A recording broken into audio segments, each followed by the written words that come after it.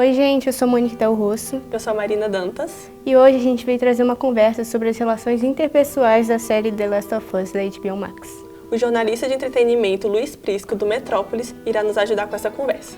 A série The Last of Us é uma das adaptações de videogame mais esperadas por um público e ela foi lançada em fevereiro de 2023 nas plataformas de streaming. O sucesso da série se deu às atuações e ao roteiro exemplar que conseguiram captar a emoção do jogo e transformar para o mundo cinematográfico.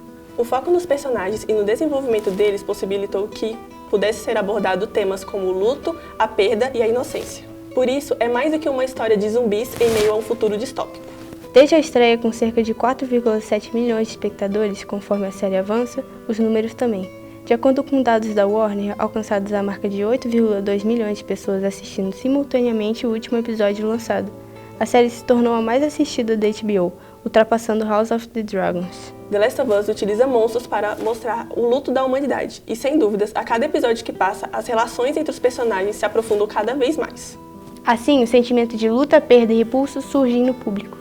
A sequência, então, surge com a premissa de provocar a reflexão dos conflitos, na diligência em que o mundo se vê sem esperança. Joe e Ellie têm que lutar pelas próprias vidas contra a própria espécie. Usar esse artifício político não é novidade. Esse fato se aproxima de outras grandes produções, como The Walking Dead. Então por que será que essa série se difere? Oi Luiz, tudo bem? Muito obrigada por aceitar o convite. Você quer se apresentar um pouco? Posso falar, rapidinho. Meu nome é Luiz Prisco, eu sou editor de entretenimento do portal Metrópolis, né, um portal aqui de Brasília que tem uma cobertura nacional. Tem aí uma trajetória no jornalismo de entretenimento, no jornalismo cultural. Estava falando para as meninas aqui antes da gente começar a gravar. Comecei ali por volta de 2008 nas redações, fui trabalhar em cultura especificamente a partir de 2011 e desde então estou aí, né? Então tem 11 anos só em entretenimento. Eu acho que The Last of Us, ele tem uma característica principal que ele já chega com uma base de fãs muito grande. The Walking Dead, todas as outras séries de zumbi, desde dos filmes clássicos que abordam a questão do zumbi, e tem que tomar cuidado aqui, porque os fãs de The Last of Us ficam chateados quando você fala de zumbis, são os infectados, né? Desde os filmes clássicos dos anos 80, o zumbi ele sempre é um elemento para exercer uma crítica social. Então o zumbi ele tá ali como um ser que pode ser aniquilado a qualquer instante, né? Para ele virar algo que reflete sobre a sociedade. Então a gente vai discutir sobre como os seres humanos são violentos entre si, como todo mundo não tem escrúpulo, como vai um subir sobre o outro para conseguir sobreviver numa situação limítrofe. O que eu acho que The Last of Us tem diferente é que ele se foca não no enfrentamento ao problema, que seria, no caso, a existência dos infectados. Ele se foca na luta, na convivência humana, né? Se você perceber em The Last of Us, eles não estão procurando formas de matar, eles estão procurando formas de curar. No jogo, os personagens têm uma conexão muito grande e os diretores tentaram passar isso também na série, né, entre os personagens e quem está assistindo. Como você acha que eles conseguiram fazer essa relação, de trazer essa relação que era muito entre os personagens do jogo para dentro da série, para que conseguisse englobar também quem está assistindo ali? Eu acho que a primeira medida correta que os diretores tomaram foi não tentar emular o jogo. Eles não tentam fazer o jogo na série. Eu acho que o grande acerto foi que eles trabalharam juntos. O cara da produtora do game com o cara que entende de produção audiovisual.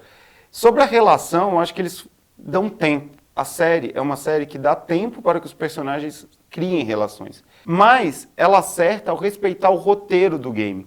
Porque o game ele só virou esse sucesso, ele só despertou esses sentimentos e essas, vamos dizer assim, essas vivências nas pessoas, justamente porque ele tem um roteiro muito bom. Como você falou, você não jogou o jogo, eu joguei. Mas na série a gente pode ver que tiveram mínimas alterações. Mas eu queria te perguntar se você faria algo de diferente na série. Se você achou que faltou alguma coisa. Eu achei que foi uma série muito completa. Talvez o que eu fizesse diferente, eu acho que a série tem momentos que ela fica um pouco contemplativa demais. A série se permite isso. Então talvez eu pudesse achar que tem momentos que poderiam ser enxugados. Mas, ao mesmo tempo, eu acho isso uma qualidade, porque a série dá tempo para você respirar. O que menos importa é o confronto deles com todas as categorias de infectados. E no final, com tudo isso que aconteceu, com todo esse roteiro que tem, um elenco também de peso, porque o Pedro Pascal e a Bella Ramsey deram um nome nesse papel. Você acha que, no final das contas, eles conseguiram cumprir esse papel de entregar uma adaptação que não seja totalmente fiel, mas que seja, assim, relembrada muito bem pelos fãs e pela mídia também? Você acha que ele conseguiu cumprir esse papel e com a segunda temporada também consegue se alavancar mais ainda do que ele já está sendo, todo esse sucesso estrondoso que está tendo? Eu acho que eles entregaram uma série boa.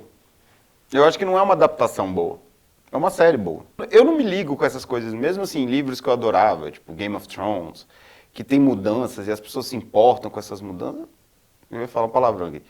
Eu não tô nem aí para essas mudanças. Porque quando eu vou ver uma série, eu quero ver uma série. Eu não quero ver uma mimetização de algo que eu já consumi. Então a gente encerra o nosso papo aqui. Agradeço muito a presença do Luiz. Obrigada, foi um papo Luiz. muito bom. Entendeu, meninas? Obrigada. Quem gostar de cultura pop, quiser me seguir nas redes sociais, pode me seguir no @luisprisco. E também quem quiser ver os conteúdos, pode seguir o Metrópolis Fan com FUN no final. Tem lá vários conteúdos que a gente posta todos os dias. Isso no Instagram, mas a gente também tem TikTok, Twitter. Quai eu não tenho não, mas o Metrópolis tem. Fiquem à vontade. A série foi lançada no momento certo, em um cenário pós-apocalíptico, após a disseminação do fungo Cordyceps transformar as pessoas em zumbis canibais. O mundo entra em colapso e é parcialmente destruído e abandonado. Sim, trata-se de uma ficção, mas é difícil não lembrar do que vivemos há 3 anos atrás com a Covid-19, né? Principalmente nos primeiros minutos do primeiro episódio, porque eu acho que do segundo episódio já não trata muito sobre o que aconteceu Sim. na disseminação, sabe? E no jogo não é assim. Engraçado. É? É.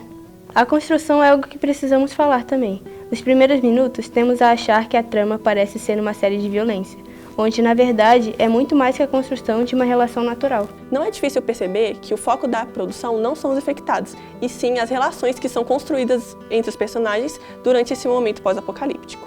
Desde o primeiro episódio, os conflitos internos dos personagens principais ocupam um espaço grande na tela. A perda e o luto vividos pelo personagem Joe tomam forma desde os primeiros minutos de cena. O personagem cai em uma realidade onde precisa mudar completamente. A apresentação de Ellie, peça-chave em toda a história, ambienta o público em um cenário muito envolvente. E é exatamente isso, a série traz o poder de se conectar com cada um dos personagens. O que mais chama a atenção é o fato de Ellie e Joe serem tão diferentes. Enquanto Joe quer se livrar da jovem a qualquer custo, Ellie vai ganhando o coração de Joe e de todos que a assistem. A dualidade de personagens, de um lado, a inocência de Ellie, do outro, a frieza e racionalidade de Joe. Uma menina que só conhece aquela realidade, e um homem sobrevivente das novas ameaças. Faz com que a dupla se complete e construa uma relação admirável ao longo dos episódios. Conforme a história corre, os personagens vão se conectando e eles vão percebendo que cada um precisa dos outros de alguma forma. Após sentir a morte de quem está próximo dos dois, Joe e Ellie se veem em posições complementares, onde eles têm que se apoiar diante de toda a jornada que eles iriam percorrer juntos. Questões morais são postas à mesa, visitando discussões sobre se o real problema do mundo são os próprios seres humanos ou os papéis vão mudando. Quem antes acreditava que havia esperança nesse mundo caótico, agora enxerga as coisas por uma lente crua. Ellie perde a inocência, a crença de que o mundo não é tão cruel como se imaginava. Já Joe se vê em uma situação parecida que já vivenciou, mas dessa vez fazendo o impossível para proteger quem ama. E aí? Eu sempre rindo nesse negócio. Claro, acabou. Quando acaba o trabalho, você tá rindo. O problema é quando você começa o trabalho.